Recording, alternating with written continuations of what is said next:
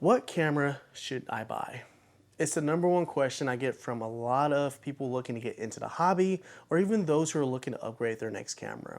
And if you go to the store or look online, you'll see thousands of different options and plenty of specs to just make your head spin. But here's a secret that most big brand companies don't really tell you. The best camera isn't the most expensive one. Honestly, it's the one that fits into your life so you can actually tell your story.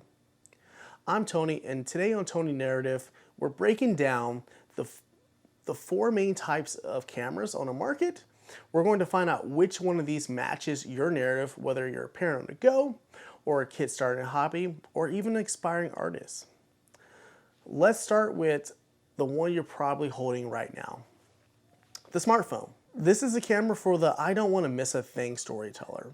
It is the best camera in the world for one reason. It's always in your pocket. The pros. It's incredibly smart. It does the editing for you. It's perfect for parents who need to snap a photo and send it to grandma in 3 seconds. The cons though, you're limited. When you try to zoom in a school play, the quality falls apart. It's great for a daily diary, but sometimes you just want more. Next up is our point and shoot. These used to be basic, but now they're powerhouses.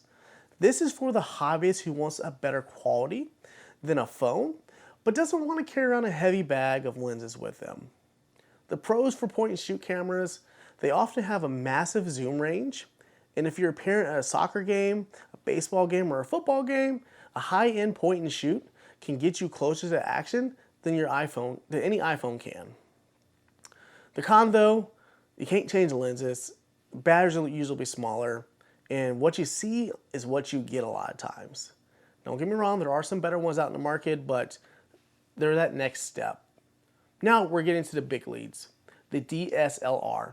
This is a classic professional looking camera. This is for the person who wants to learn the craft. It feels like a tool. It has a physical mirror inside of it that clicks when you take a photo.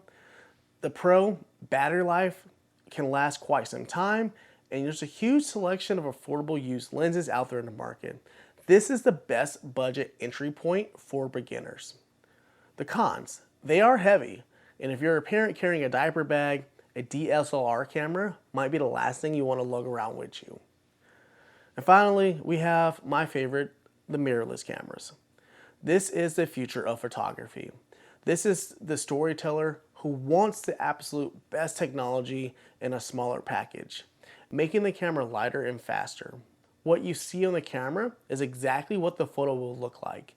The autofocus is like magic. It can literally lock into a kid's eye while they're running and never let go. There are some camera brands that have better autofocus than others though. The con, they can be expensive. And the batteries do die faster than DSLRs because there's just so much going on with these new mirrorless cameras. But you're gonna get a great photo. So, what's your narrative? If your kid's starting out, look for a used DSLR. It's rugged and it teaches you the basics. If you're a parent, a high-end smartphone or mirrorless camera with eye autofocus will save your life. If you're a hobbyist building a studio, mirrorless is definitely a way to go. And if you're somebody who likes to travel, likes to be on the go a lot, and doesn't want something heavy, I love a point and shoot to carry around in my pocket. However, here's your narrative challenge. For this video, look through your photo library on your phone, find your favorite photo from the last month, drop a comment down below, and tell me, what did you use to take it? Was it your iPhone? Was it DSLR? Maybe a point and shoot? And number two, if you could upgrade one thing about your photo, what would it be? Would it be more zoom, a blurrier background, better lighting?